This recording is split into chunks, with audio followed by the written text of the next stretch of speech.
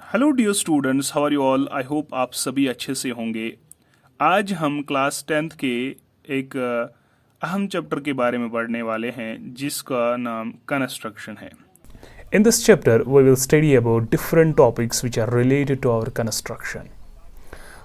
So, there are different topics which are related to our construction, but first of all, we will see what the division of line segment is. इस chapter में हम सीखेंगे कि हमारे पास जो एक line given होगी, उस गिवन लाइन को हम किस तरीके से गिवन रेशो में डिवाइड कर सकते हैं। ये पहला टॉपिक है कंस्ट्रक्शन का, बहुत ही अच्छा टॉपिक है। आप इस टॉपिक को अच्छी तरीके से देखें तो फिर आप किसी भी लाइन को जो गिवन होगी उसको गिवन रेशो में डिवाइड करेंगे। प्रोसीजर बिल्कुल यही है, सिर्फ अगर कोई भी आपका क्वेश्चन आएगा उसमें सिर्फ न्यू नंबर्स की जो है चेंज होगी, बाकी क्वेश्चन सेम तरीके से होगा। हम एक क्वेश्चन नंबर 10.1 का जो फर्स्ट क्वेश्चन है, क्वेश्चन नंबर 1, हम उसी को लेकर इस टॉपिक को समझेंगे। उससे हमारा क्वेश्चन भी होगा और हमारा टॉपिक भी क्लियर होगा। तो अगर हम देखें क्वेश्चन सामने है, क्वेश्चन कह रहा है draw a line segment of length 7.6 centimetre. ये बोल रहा है आप एक लाइन सेगमेंट ड्रा करिए जिसकी लेंथ होगी 7.6 centimetre and divide it in the ratio of 5:8। और उसके बाद इस गिवन लाइन को 5:8 में डिवाइड करिए। मेजर द टू पार्ट्स, और उसके बाद जब आप इसको डिवाइड करोगे फिर जो दो पार्ट्स मिलेंगे उनको मेजर करना है। This is the question. और उसके बाद हमें इसको स्टेप्स ऑफ कंस्ट्रक्शंस भी लिखने हैं। जो जो स्टेप ऑफ कंस्ट्रक्शन में इन्वॉल्व करोगे वो स्टेप्स हमें लिखने हैं और उसके बाद इस कंस्ट्रक्शन की जस्टिफिकेशन भी देनी है। So this is the question number 1, 10.1 exercise class 10th construction chapter. ठीक है, चलिए टाइम वेस्ट ना करें, हम सीधे क्वेश्चन पे आते हैं। और अगर हम इस क्वेश्चन को देखेंगे, इस क्वेश्चन में कह रहा है पहले आप एक लाइन सेगमेंट ड्रा करें 7.6 की। तो इस कंस्ट्रक्शन को करने के लिए आप एक रोलर उठाइए और 7.6 सेंटीमीटर की एक लाइन सेगमेंट जो है यहाँ पर खींचिए। तो यहाँ पर हम 0 पोजीशन से लेकर 7.6 तक एक लाइन सेगमेंट इस तरीके से खींचेंगे और उसका नाम आप कुछ भी रख सकते हो, लेट A एंड B। ठीक है, और इसकी लेंथ जो है दैट इज 7.6। उसके बाद हम कोई भी एक एक्यूट एंगल ड्रा करते हैं यहाँ पर इस पॉइंट A पे। कोई भी एक्यूट एंगल, आप कोई भी एक्यूट एंगल ड्रा करिए यहाँ पर इस पॉइंट पोजीशन पे लेकर इस तरीके से कोई भी एक्यूट एंगल ड्रा करिए। एक्यूट एंगल उस एंगल को कहते हैं जो लेस देन 90 डिग्री हो बट ग्रेटर देन 0 डिग्री होगा। तो यहाँ पर ये एंगल जो है हमारे पास एक्यूट एंगल है।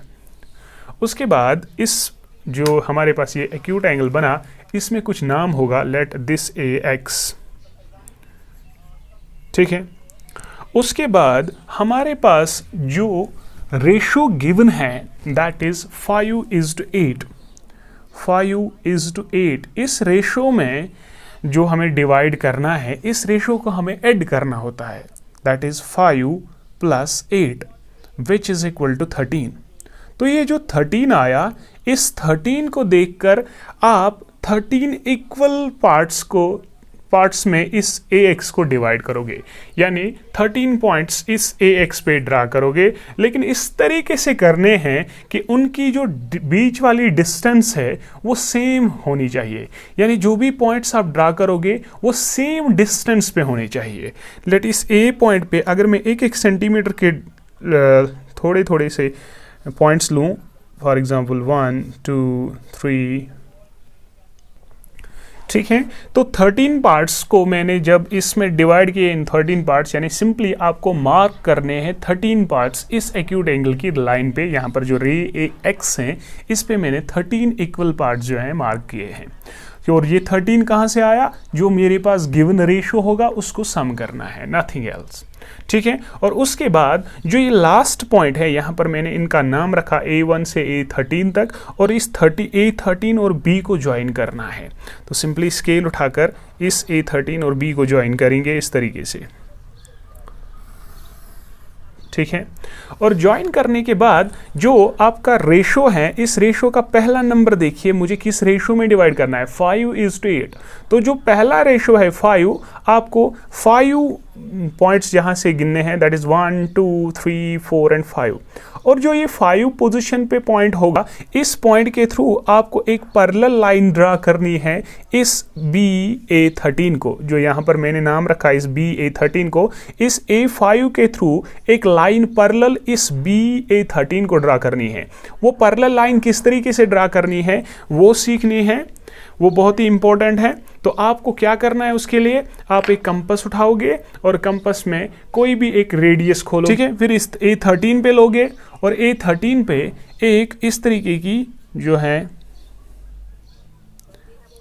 आर्क ड्रा करिए इस तरीके से, ठीक है। उसके बाद इस A5 पे पोजीशन पे लीजिए और एक सेमी सर्कल जैसा एक इस तरीके से आर्क ड्रा करिए, ठीक है, ठीक।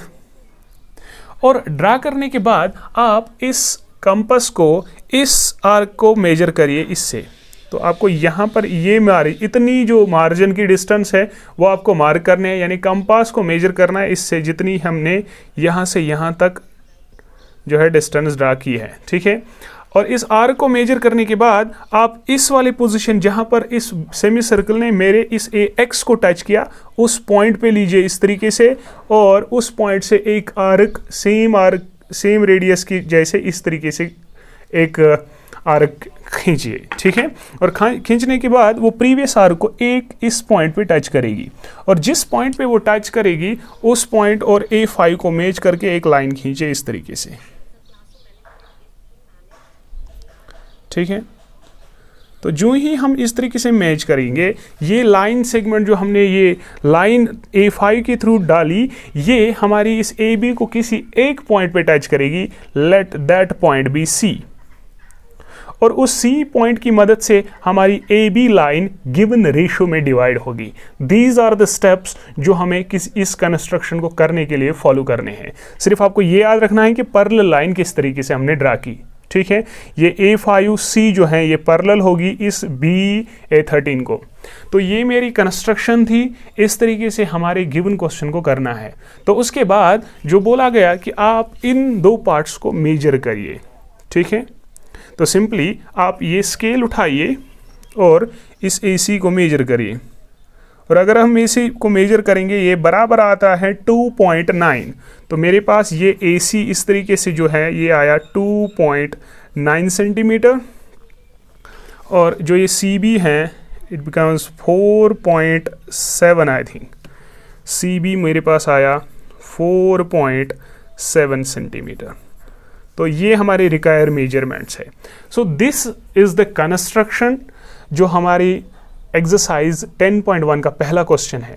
आई होप ये क्वेश्चन अच्छे तरीके से समझ आया है। अब जो जो पॉइंट्स आपने किए, जो जो स्टेप्स आपने किए, वही हमें स्टेप्स ऑफ कंस्ट्रक्शन में लिखने हैं। तो अगर हम स्टेप्स ऑफ कंस्ट्रक्शन देखें, मेरे पास यहाँ पर स्टेप्स ऑफ कंस्ट्रक्शन लिखे हैं जो हम इससे मैच करेंगे, और उसके बाद हम उसकी जस्टिफिकेशन भी देखेंगे। तो मैंने लिखा है, ड्रा एनी रे AX making an acute angle with AB। हमें एक रे AX ड्रा करनी है जो हमारे इस AB के साथ एक एक्यूट एंगल बनाए, कोई भी, ठीक। उसके बाद locate 13 is equal to 5 plus 8 points A1, A2, A13 on AX। उसके बाद हमें जो उस रे AX जो है उस पे 13 पॉइंट्स मार्क करने हैं, और वो 13 कहाँ से आया, रेशियोज को सिंपली ऐड करना है। और उसके मैं नाम यहाँ पर हमने लिखा A1, A2 up to A13 तक, ठीक है। उसके बाद ज्वाइन A13B, और लास्ट पॉइंट और इस B को ज्वाइन करना है। और उसके बाद जो हमारे पास फिफ्थ पहले रेशियो का पहला नंबर है 5, उस पे 1 2 3 4 एंड 5, उस 5 पॉइंट के थ्रू एक पैरेलल लाइन ड्रा करनी है इस A13B को। तो वही मैंने लिखा है, through the point A5 draw a line parallel to A13B। एक लाइन ड्रा करनी है इस थ्रू A5 से जो पैरेलल होगी किसको, BA13 को, इंटरसेक्टिंग AB एट C, जो हमारी इस AB को इंटरसेक्ट कर रही है C पॉइंट पे, ठीक है। Then AC ratio CB is equal to 5:8, जिससे हमारा ये AB लाइन जो है ना 5:8 में डिवाइड होगी। So these are the steps of construction, ठीक है। उसके बाद नेक्स्ट है जस्टिफिकेशन। तो जस्टिफिकेशन जो हमारी है, इस जस्टिफिकेशन में आपको इस ट्रायंगल को ध्यान से देखना है। अगर हम इस ट्रायंगल को देखें, यहाँ पर ट्रायंगल बन रहा है ए बी एंड A13, ठीक है। और इस ए, ठीक है, तो अगर हम जस्टिफिकेशन देखें तो मुझे जस्टिफिकेशन में सिंपली बनाना है कि आप कोई प्रोसीजर बताइए जिससे मुझे ये A5 और C जो है ना, ये इस AB को 5:8 में डिवाइड करती हैं, ठीक है। तो उसके लिए मैंने क्या लिया, इन ट्राइंगल ABA13, ये ट्राइंगल मैंने लिया है AB और A13, जिसमें ये CA5 जो है पैरेलल है इस A13B को। क्यों? क्योंकि हमने वही कंस्ट्रक्शन की है।